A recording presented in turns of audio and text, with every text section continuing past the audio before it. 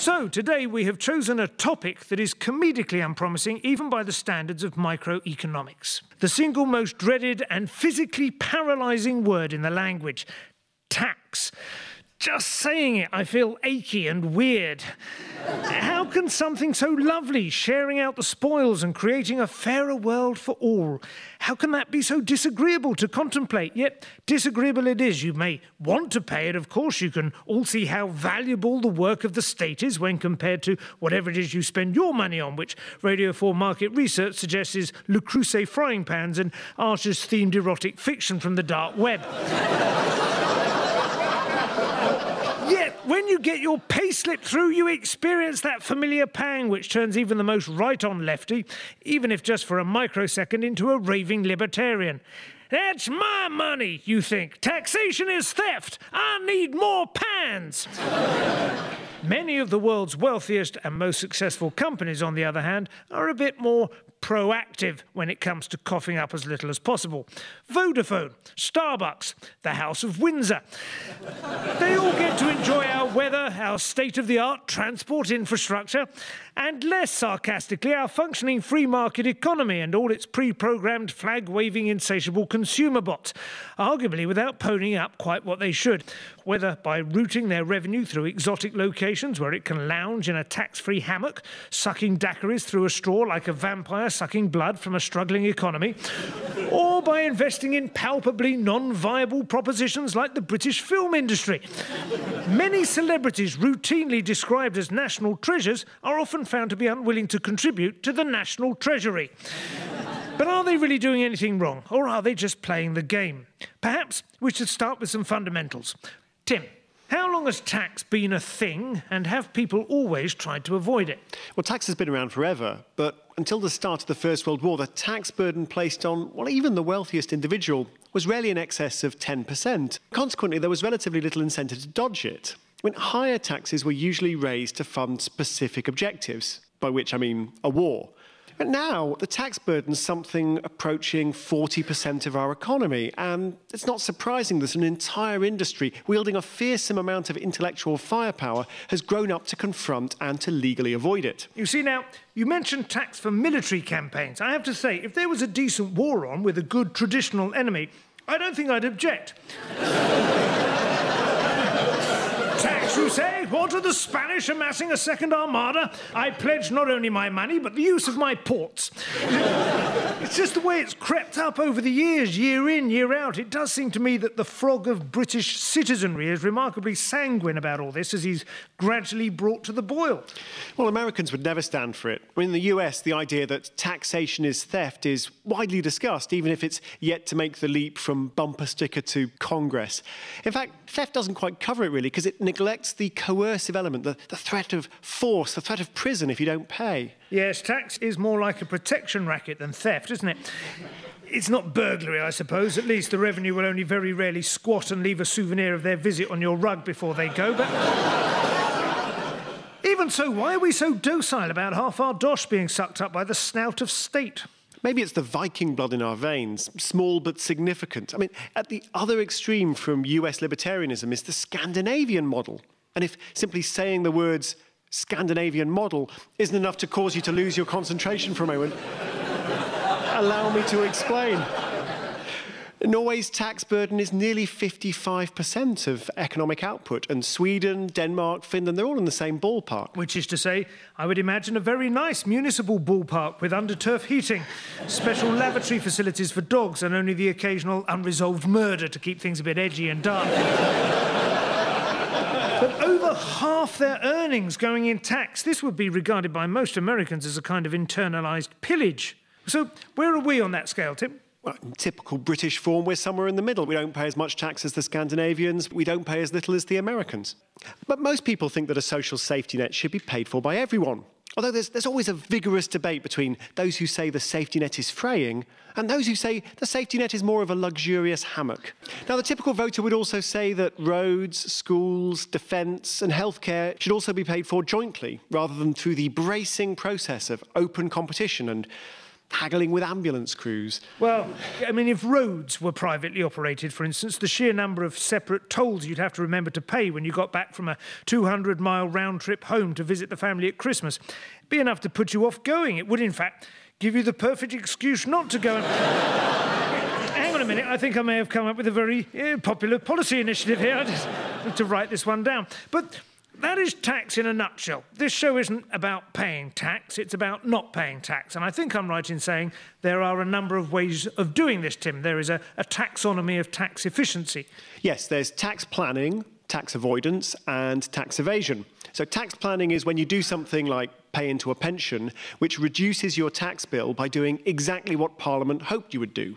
And then tax avoidance is when you find some clever loophole. You're subverting what Parliament intended, but they can't touch you for it. Like the rock star Hot Black Desiato in Douglas Adams's books, who spends a year dead for tax reasons. And then there's tax evasion, which is pretty simple. It's lying and cooking the books, that kind of thing. Dennis Healey, who was Chancellor of the Exchequer in the 1970s, neatly defined the dividing line when he explained that the difference between tax avoidance and tax evasion is the thickness of a prison wall. But bear in mind, Dennis Healey was a man who measured the worth of a man on the thickness of his eyebrows. It's not just individuals who avoid tax. Companies seem to do it as a matter of course, don't they? Yeah, big companies certainly spend a lot of money working out how best not to give any more money to the government. And many of the shops on the high street are routinely called out in the press. For example, Cafe Nero paid nothing in corporation tax last year. You see, now, that's probably down to the loyalty cards, I think. I knew there was something going on there. You can't just give away the 10th cup for free, week in, week out, as if it was water. I knew it. It's a tax dodge. They show the revenue a little wad of blue cards with the smudgy stamps, and they shrug and they go, see, no money.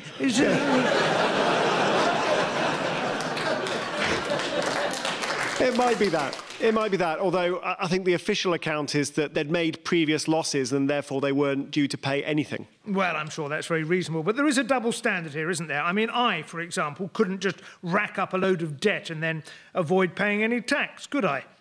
Could I? Well, I'm not a tax lawyer, Simon, but if you were sitting on 1 million unsold copies of the Simon Evans Live at the Theatre Royal DVD, you might be able to write that off as a loss. Yeah, I don't know if you've ever seen a double garage full of an increasingly obsolete media format. It is a bone-chilling sight, mind you. I still have 2 crates of Tommy on 8-track to shift. I'm sure there was going to be a revival of that. All these things are possible, but generally these manoeuvres of effectively operating at a loss to avoid tax are a lot easier for a big global company than for an individual. Well, you see, I think that's the reason these tax stories annoy people so much. It's not the morals, it's the scale. I mean, whether it's Starbucks paying less tax than a kid with a paper round or Jimmy Carr claiming to be an island in the Pacific. It's the different standards, isn't it? That's what riles. Yeah, and they're able to do it because when your turnover's in the hundreds of millions or the billions, it makes financial sense to spend a lot of money on creative accounting.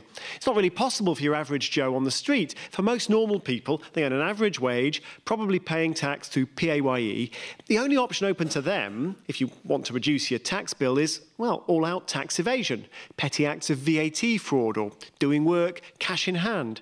Or filling up a camper van with French cleaning wine and sneaking it through the nothing to declare lane at customs. There is also that. Of course, a huge money raiser would be to tax anyone who says nothing to declare but my genius to the customs inspector. Flat rate, £1,000,000.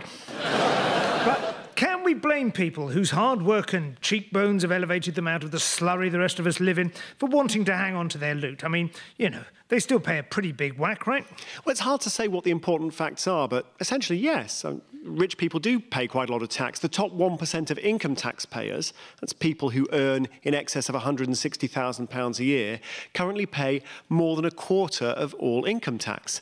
And by comparison, this is according to the Daily Telegraph, I should say, by comparison, under James Callaghan's notoriously high-tax Labour government back in 1976, the top 1% paid just over 1/10 of total income tax receipts. But there are other forms of tax. There's not just income tax. There are forms of tax that hit poorer people a lot harder. There's council tax, for example, or cigarette duty. And don't even get me started on the national lottery. And given all this and the fact that people seem to be able to find loopholes, it's not surprising that everyday working people get annoyed at the system. Indeed. I spoke to Merrin Somerset Webb, editor-in-chief of Money Week, to find out if public indignation with large-scale tax avoidance is justified. And I started by asking her whether we're right to focus on the big multinationals. Tax avoidance is not just about big companies. It's about the economy as a whole. You know, pretty much everyone's avoiding tax one way or another. Yeah. You know, there are figures that suggest that, for example, over a third of the people who do self-assessment forms are not paying their taxes properly. And we know that when we look at the data from, for example, buy-to-let investors, we see that a very significant minority is not paying tax on the rents they receive, etc. So tax avoidance goes throughout society in the UK and presumably everywhere else as well. It's a national activity. Everyone's at it at the end. So, you know, who are the villains? Everyone's a villain here. So there we are. Tax evasion, it seems, is a national pastime. Although as national pastimes go, it's very rarely celebrated on tea towels. Next, I asked Merrin about why the system is so complicated. Wouldn't a simpler system be easier to deal with, a bit less loopholey? I think it is so complicated because it is so complicated. And that what I mean by that is that it's impossible to simplify. And you have to be an incredibly brave government to move forward with proper tax simplification, because the perverse effects will be extraordinary during the transition phase. And our governments are almost always too fragile to be able to do that. And if you were to simplify it, of course, there would be winners and losers, and the losers would be so much more vocal than the winners. They would be very vocal, but, you know, a very simple tax system is something that everybody wants. Everyone's always demanding a simple tax system, so it's not like there isn't a majority opinion saying we must simplify our tax system, but like almost everything that we believe our governments should do, it's too hard. Too hard, even for our government? Surely not. Have they asked David Davis? He nailed everything else. Merrin's right. It's really impossible to understate how complicated the tax system can get. I mean, VAT is really weird. So cereal bars attract VAT at 20%, but flapjacks enjoy a 0 rate. Vegetable chips are tax-free if and only if the vegetable in question isn't a potato. Dried fruit is subject to VAT unless you're planning to put it in a cake, in which case it's VAT-free. And don't get me started on gingerbread men. Gingerbread men, chocolate icing attracts a substantial VAT liability on a gingerbread man unless the icing constitutes the eyes. You look confused, Simon. And not just the UK, by the way. This isn't a purely British issue. The Americans have this problem as well. Simon, have you ever heard of a pillow pet?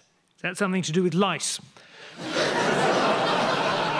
No, it's a stuffed toy stroke pillow, and the slogan really says it. It's a pillow, it's a pet, it's a pillow pet. It's catchy. Well, I like it anyway, but poses a dilemma for US customs. For the purposes of levying a tariff, is it a pillow? Or is it a tariff-free cuddly toy pet? Sounds a bit like a prototype battery-free sex robot, to be honest, but whatever it is, best not to mention pillows. We're doing a whole episode about tax. The audience at home are already teetering dangerously close to unconsciousness. In terms of big multinationals, what are the main complications and loopholes that they do exploit to avoid corporation tax in particular? Well, the basic idea is to frame your business in such a way that the profits that you make are made in the lowest tax jurisdiction possible. There are various ways to do this. The most famous is called sandwiching, including the recently popular double Irish Dutch sandwich. Double Irish Dutch sandwich. Now, that I do like the sound of. That is a kind of whiskey pancake full of hash, presumably, is it? Sadly not, although you may want to eat one by the time I've described it to you. So the basic idea of the double Irish Dutch sandwich is... Yes. You want to set up a company in Ireland that owns another company in Bermuda that licenses intellectual property, potentially via the Netherlands, and then routes it back to Ireland.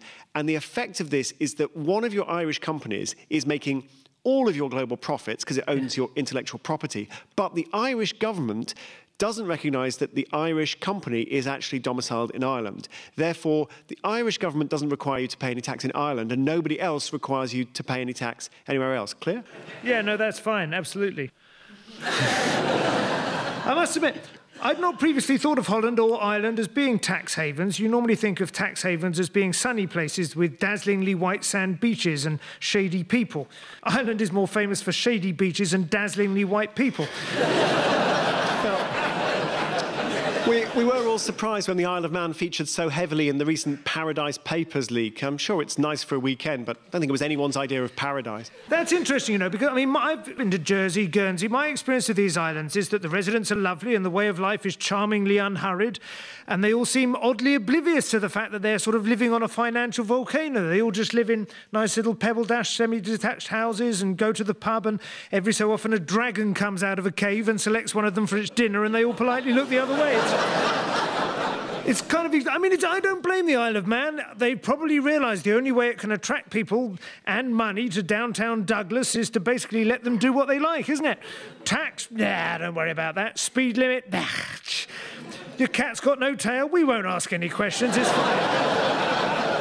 How much of the problem is actually to do with the fact that our traditional tax base has changed and companies are now more reliant on data than they are on factories? How do you tax the flow of information? Let's ask Timandra Harkness.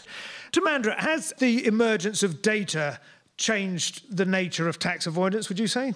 I imagine, though, that the availability of data and the ability to track it now has made things much, I don't know, easier for the avoiders or easier for the revenue? Well, probably easier for the avoiders in the sense that it's much harder to specify what is it that you're taxing. I mean, for example, if you talk about the value of data and the value of the fact that companies know all about us and can use that knowledge to sell adverts to us that are more effective. Yeah. Well, how do you value that data? What is it worth? And where is it? Is it living on servers somewhere? Does it live where it was collected from us? Does it live where we live? So it's hard to value it, and it's hard to say where it is. And any kind of digital intellectual property like that, it's even harder than a physical thing to say where it is and who should be taxing it. So in terms of the arms race, what advantages have the Inland Revenue gained from the technological advances? The flip side, of course, is that just like everybody else, the Inland Revenue can know far more about us than we realise. And they actually have a massive computer called Connect, which is there to put together data about us, not just stuff from bank accounts and credit cards, but things that we post on social media. So when you post a photograph of your new pedigree dog, they'll note that down.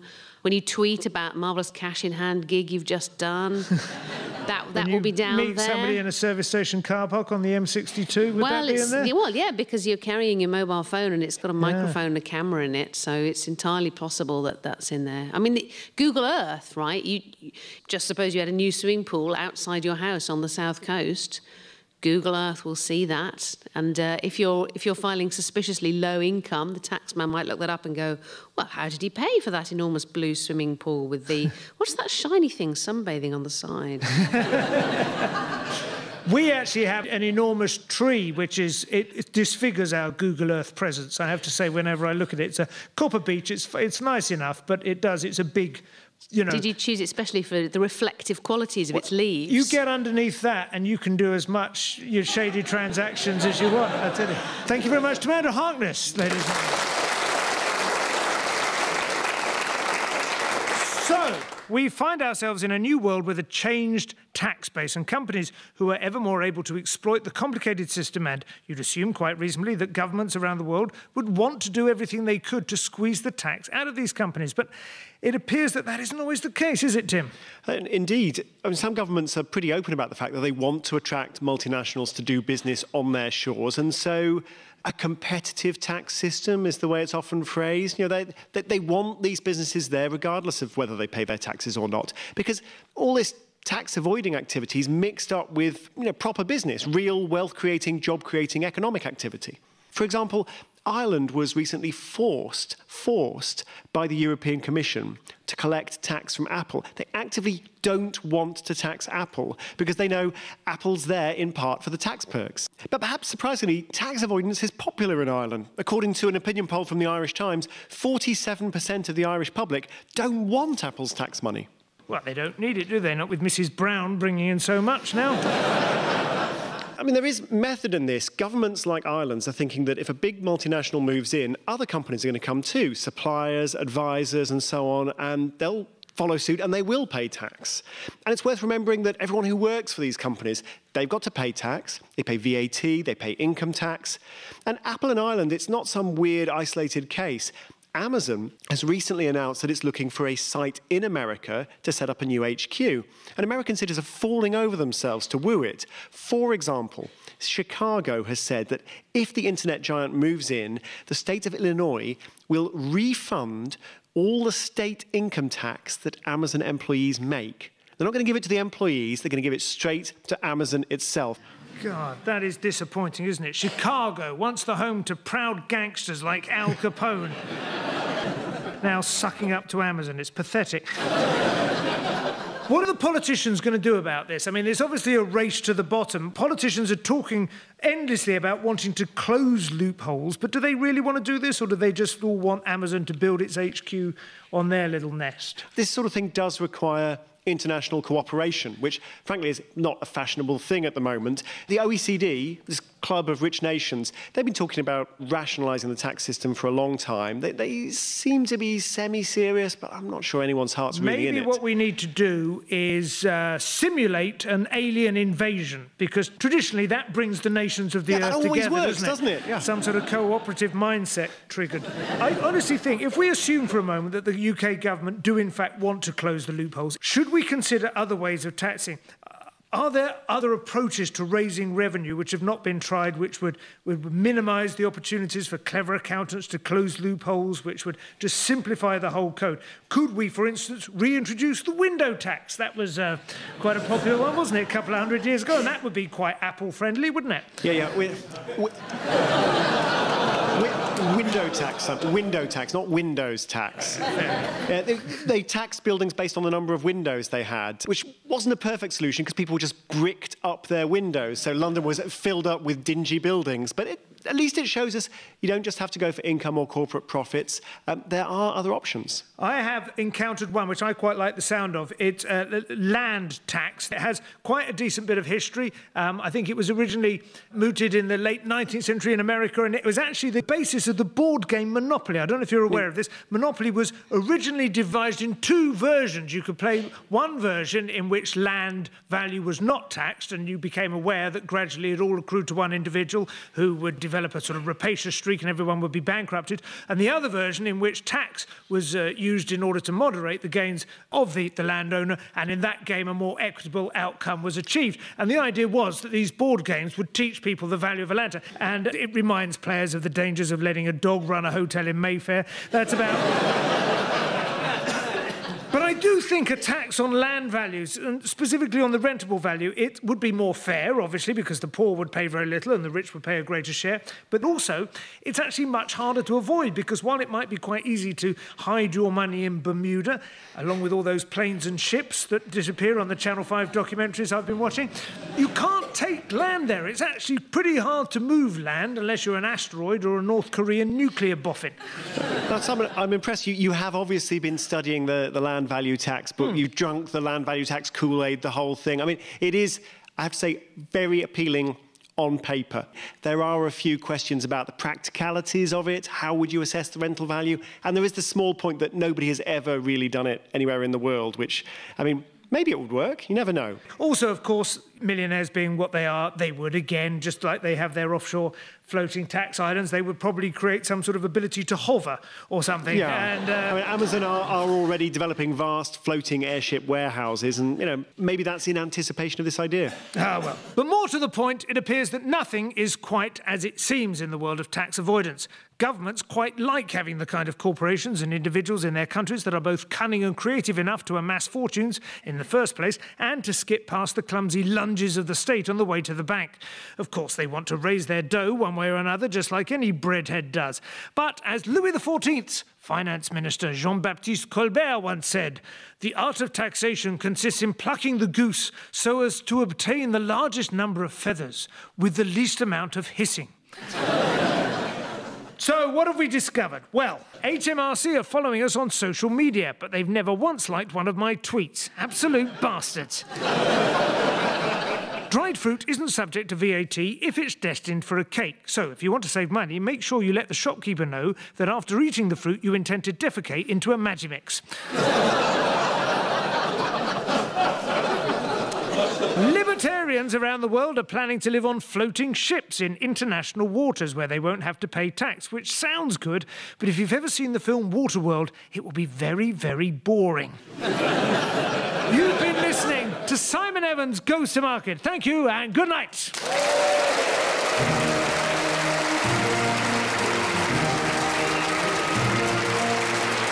You've been listening to Simon Evans Goes to Market with me, Simon Evans, Tim Harford, Merrin Somerset Webb and Timandra Harkness.